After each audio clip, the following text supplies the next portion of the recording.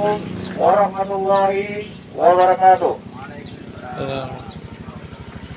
Kami Babin Kamtipmas Polsek Majapahit, Polres Langsa, Polda Aceh, bersama Datuk Penghulu Desa Masjid, Kecamatan Majapahit, Kabupaten Aceh Tamiang, menghimbau kepada warga Desa Masjid apabila keluar rumah selalu memakai masker.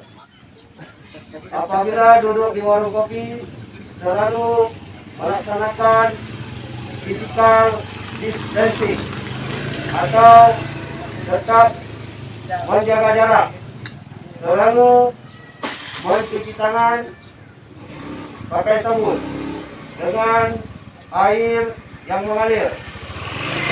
Dan di desa masjid berada tempat cuci tangan, silakan dipakai. Untuk warga desa masjid sekarang ini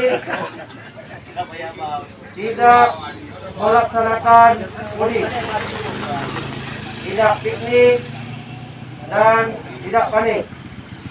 Selalu menjaga kesehatan agar terhindar dari virus corona COVID-19. Dan